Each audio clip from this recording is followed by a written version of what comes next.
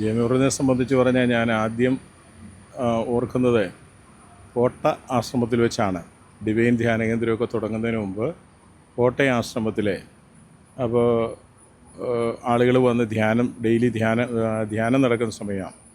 അപ്പോൾ അവിടെ എൻ്റെ സൈഡിലായിട്ട് ഒരു ഓലഷീറ്റ് ഉണ്ടാക്കി അതിനകത്താണ് ധ്യാനപ്രസംഗം നടക്കുന്നത്.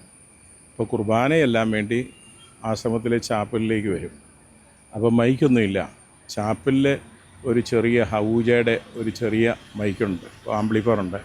പുള്ളി അത് അഴിച്ച് മൈക്കും എടുത്ത് പ്രസംഗിക്കുന്നിടത്ത് കൊണ്ടുവരും.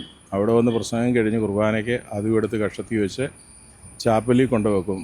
ആ കാലഘട്ടം മുതൽ പുള്ളി ഡിവൈൻ പോട്ട ശുശ്രൂഷയിലെ സജീവ സാന്നിധ്യമാണ്.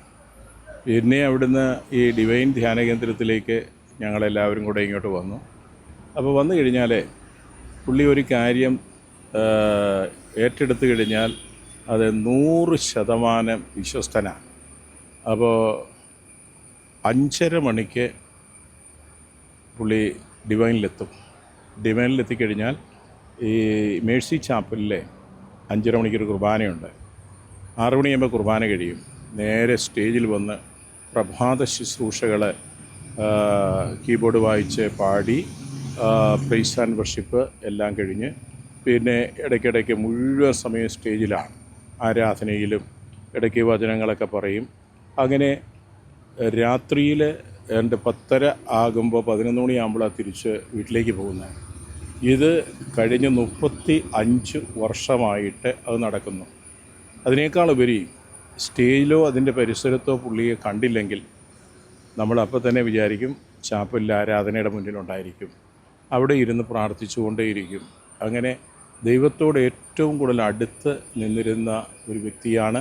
അതിനേക്കാളുപരി നല്ല സ്നേഹം എല്ലാവരോടും, പിന്നെ വളരെ ശാന്തനാണ്. അങ്ങനെ ഒരു വ്യക്തിയാണ് ജെയ്മി ബ്രദർ.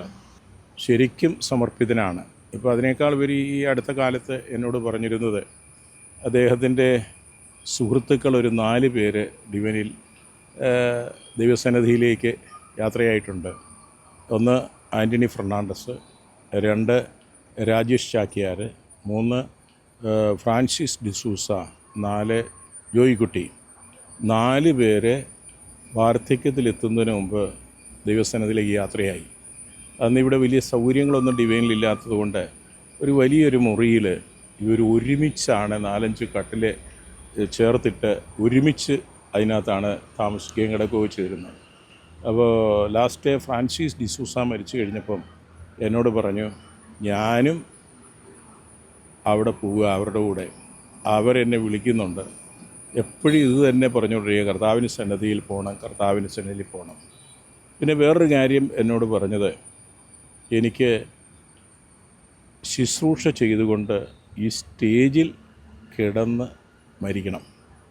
അപ്പോൾ അത് അവിടം വരെ എത്തിയില്ലെങ്കിലും ഞായറാഴ്ച സ്റ്റേജിലെ ശുശ്രൂഷ കഴിഞ്ഞു, തിങ്കളാഴ്ച പ്രഭാത പ്രാർത്ഥനയെല്ലാം കഴിഞ്ഞ് ഉച്ച കഴിഞ്ഞ് അദ്ദേഹം ബാക്കി ജപമാല മറ്റ് പ്രാർത്ഥനകളെല്ലാം കഴിഞ്ഞ് വൈകുന്നേരം വീട്ടിലേക്ക് പോയി. വീട്ടിൽ പോയി കഴിഞ്ഞ് എന്നെ വിളിച്ചിട്ട് പറഞ്ഞ്, എൻ്റെ മകള് റോസ്മേരി ഇന്ന് പോവുക, ഷാർജയിലാണ് മോള്, അങ്ങോട്ട് പോവുകയാണ്. ടിറ്റോ എന്നാണ് ഭർത്താവിൻ്റെ പേര്. അവർ അങ്ങോട്ട് പോവുക എന്ന് പറഞ്ഞു. അതുകൊണ്ട് യാത്രയാക്കാൻ പോവുക. പക്ഷേ ഞങ്ങൾ കിടന്നുറങ്ങി.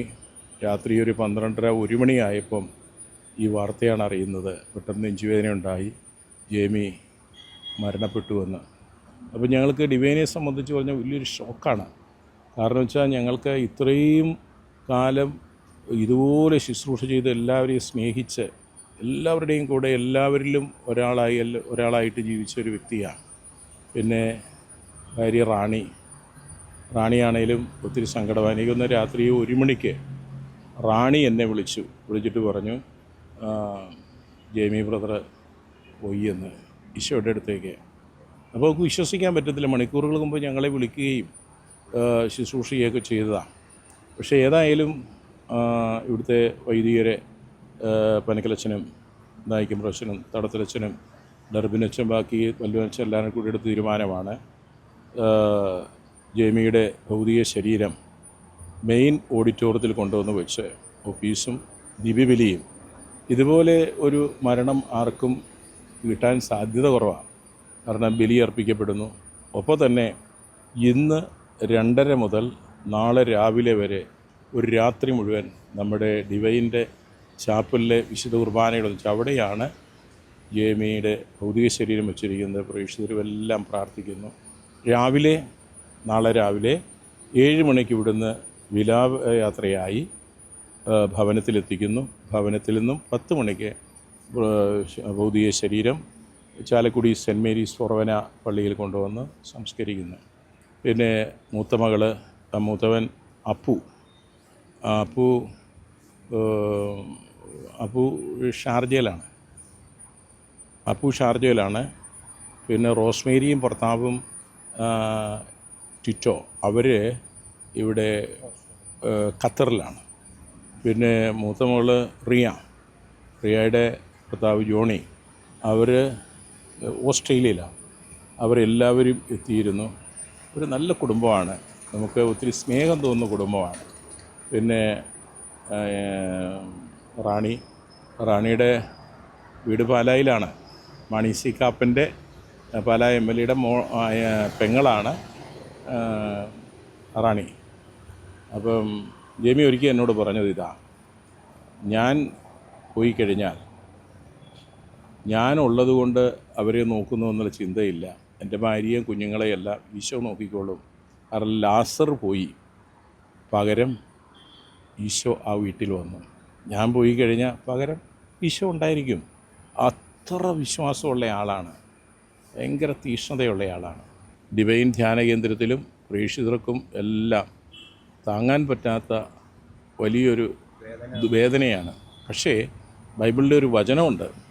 അതായത് ഈ ജെയ്മി ഏറ്റവും വലിയ ഭാഗ്യവാനാണെന്ന് പറയാൻ കാരണം ബൈബിളിലെ വചനം ഈ പ്രഭാഷകൻ 1:13 ഇങ്ങനെയുണ്ട്: ദൈവഭക്തൻ അവൻ്റെ അന്ത്യം ശുഭമായിരിക്കും, മരണസമയത്ത് അവൻ അനുഗ്രഹീതനായിരിക്കും.